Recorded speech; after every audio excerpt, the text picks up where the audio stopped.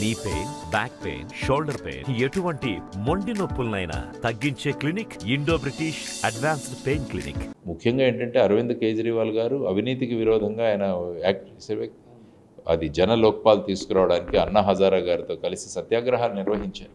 కాబట్టి ఆయన మీద ఫోకస్ ఇంకా ఎక్కువగా ఉంటుంది. సో ఆయన మీద ఇటువంటిది రావడం అన్నది అది దురదృష్టకరం. అది పొలిటికల్ రీజన్స్ వల్ల అయిందా లేకుంటే అని వాళ్ళు వాదిస్తున్నారు. కానీ జనరల్గా ఏ ఆధారాలు లేకుండా ఏ ఇన్వెస్టిగేటింగ్ ఏజెన్సీ ఆ విధంగా ఎవరినో పొలిటికల్ బాసెస్ని వాళ్ళను ఖుషి చేయడానికి, వాళ్ళని సంతోషపెట్టడానికి చేయదు. ఎందుకంటే రేపు వాళ్ళు ఎదుర్కోవాలి కోర్టులో. పొలిటికల్ వాళ్ళు వెళ్ళిపోతారు, కానీ ఫైనల్గా అక్కడ కోర్టులో సమాధానం చెప్పాల్సిన వాళ్ళు ఆ ఏజెన్సీలో ఉన్నవాడు. సో ఆ విధంగా చేసుకుంటూ పోతుంటే చూద్దాం ఈరోజు కోర్టులో ఏమవుతుందో. తర్వాత ఈవెన్ సుప్రీంకోర్టులో కూడా వారి అప్లికేషన్ కన్సిడర్ చేస్తామని చెప్పారంటే ఈ అరెస్ట్కి సంబంధించి. సుప్రీంకోర్టు ఏ విధమైన నిర్ణయం తీసుకుంటుందో. కానీ కవిత గారి కేసులో ఇచ్చిన సుప్రీంకోర్టు నిర్ణయం వల్ల ఏమవుతుందంటే అది ఈయనకు కూడా వర్తిస్తుంది.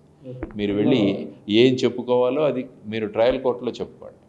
ఏదైతే పిఎంఎల్ఏ కోర్టు ఉందో, క్రాస్ రెవెన్యూ కోర్టు, అక్కడికి వెళ్ళి మీ కోర్టులో చెప్పండి అని సుప్రీంకోర్టు కూడా అంటుంది. ఎందుకంటే నేను ముందు చెప్పినట్టు ఇన్వెస్టిగేషన్ స్థాయిలో కోర్టు ఉన్నప్పుడు పెద్ద కోర్టులు అంతగా జోక్యం కలిగించుకోవు. అన్లెస్ రాజ్యాంగబద్ధంగా ఉన్న హక్కులకు ఎక్కడైనా భంగం కలిగితేనే అప్పుడు వస్తాయి. కానీ అదర్వైజ్ స్మూత్ ఇన్వెస్టిగేషన్ కోసం ఈ కోర్టులన్నీ కూడా లోవర్ కోర్టుకు వెళ్ళమని చెబుతాయి. ఇది కక్ష సాధింపు అరెస్ట్ అనేది ప్రధానంగా కాంగ్రెస్ పార్టీ మద్దతు ఇస్తున్న కాంగ్రెస్ పార్టీ కానీ విపక్షాలు కానీ చేస్తున్నటువంటి ప్రధాన ఆరోపణ. బీజేపీ కక్ష సాధింపు చర్యలో భాగంగానే ఎలక్షన్ ముందు అరెస్ట్ చేశారనేది వాళ్ళు చెప్తున్నారు. ఎలా ఉంటుందంటే రాజకీయ పార్టీలు వాళ్ళు అధికారంలో ఉన్నారో విపక్షాల్లో ఉన్నారో దాని మీద ఆధారపడి, అధికారంలో ఉన్నప్పుడు వారు ఇదే అంటారు, విపక్షాలకు వచ్చినప్పుడు వేరే విధంగా మారుతారు. So the opinion of a political party depends on where you are sitting, whether you are sitting in the opposition or whether you are sitting in the ruling. ప్రస్తుతం ప్రధానమంత్రి గారు గుజరాత్ ముఖ్యమంత్రిగా ఉన్నప్పుడు అప్పుడు సిబిఐ గురించి చెప్పారు, ఆయన కామెంట్స్ చేశారు. ఆయన ప్రధానమంత్రి అయిన తర్వాత లేదు పారదర్శకంగా ఉంటుందని వారే అంటారు. కాబట్టి ఆ విధమైన భూమికలు ఉంటాయి.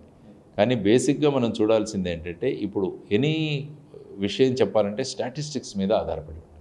ఇప్పుడు సుమారుగా దేశంలో గత 10 సంవత్సరాల నుంచి చెప్పడం ఏంటంటే సుమారుగా 10 సంవత్సరాల నుంచి 90% కేసులు ఏవైతే ఉన్నాయో అవన్నీ కూడా ప్రతిపక్షాల మీద ఉన్న వాళ్ళ మీదే జరుగుతున్నాయి. ఈడీ రేట్స్ కానీ మిగతా కేసులు కానీ.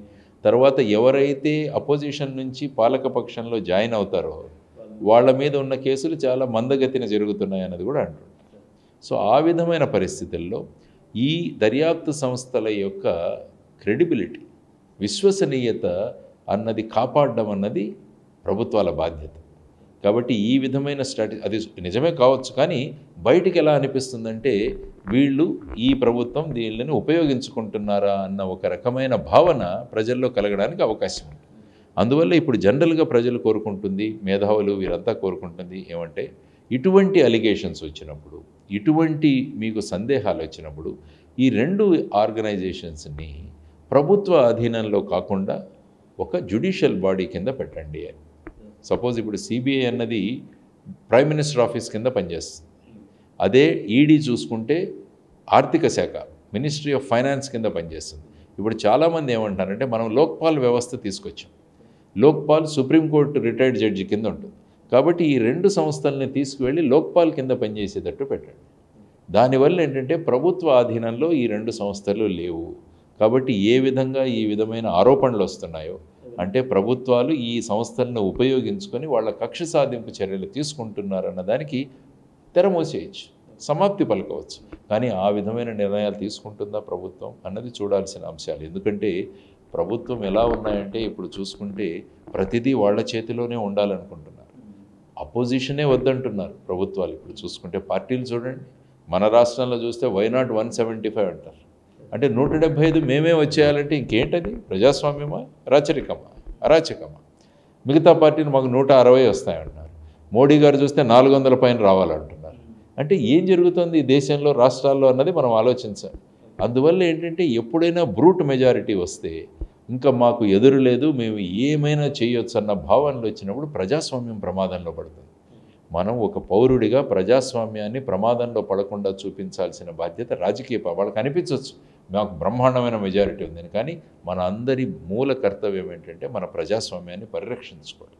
దానికోసం అపోజిషన్ భూమిక కూడా చాలా ముఖ్యం.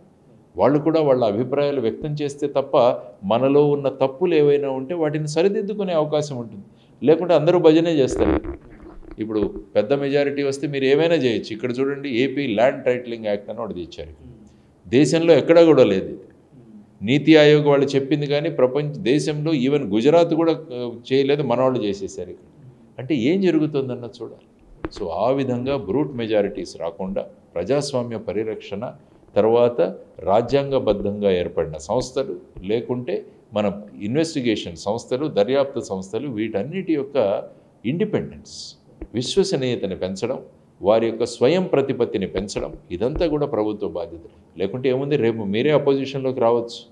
మనం జీవితకాలం కూడా రూలింగ్లో ఉండం కదా, ఒకానొక రోజు ఎక్కడో రావాల్సి వస్తుంది. మరి ఆ టైంలో ఈ సంస్థలు, మరి అప్పుడు అంటారు మీరు ఈ సంస్థలు మా మీద వీళ్ళు ఉపయోగిస్తున్నారని చెప్పేసి. కాబట్టి అటువంటివి రాకుండా, ఇటువంటి డౌట్లు రాకుండా వీటన్నిటినీ కూడా ఒక వేరే బాడీ కింద కనుక చేయగలిగితే అప్పుడు ఏమవుతుందంటే ఇటువంటి ఆరోపణలు రావు.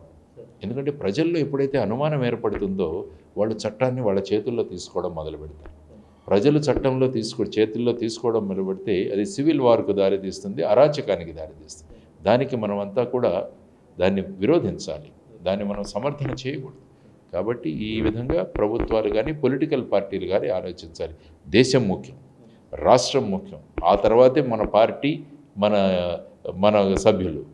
మొదట దేశం ముఖ్యము, రాష్ట్రం ముఖ్యమన్న భావాలు అందరిలో ఉంటే అప్పుడు ఏమవుతుందంటే ఇటువంటి విషయాలు ఏదైనా వస్తే వెంటనే దాన్ని పరిగణలోకి తీసుకొని దాన్ని జరగకుండా ఎలా చేయాలి. ఇప్పుడు చూడండి, ఎలక్షన్ కమిషన్ను అపాయింట్మెంట్ చేసే ప్రాసెస్లో కూడా మీరు చూస్తే సుప్రీంకోర్టు ఏం చెప్పింది, ప్రధానమంత్రి, leader of opposition, supreme court chief justice, ఈ ముగ్గురు ప్యానెల్లో మీరు అపాయింట్ చేయండి అంటే వీళ్ళు కొత్త బిల్లు తీసుకొచ్చారు.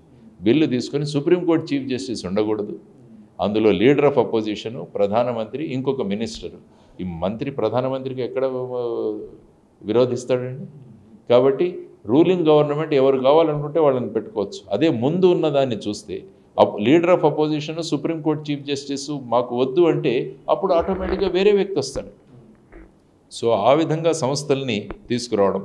ఎలక్టరల్ బాండ్స్ చూడండి, ఇప్పుడు అది కేవలం బడ్జెట్ డిస్కషన్లో పెట్టి ఎలక్టరల్ బాండ్స్ తీసుకొచ్చి ఎన్ని వేల కోట్లు ఒక్కొక్క పార్టీకి వచ్చాయి చూడండి.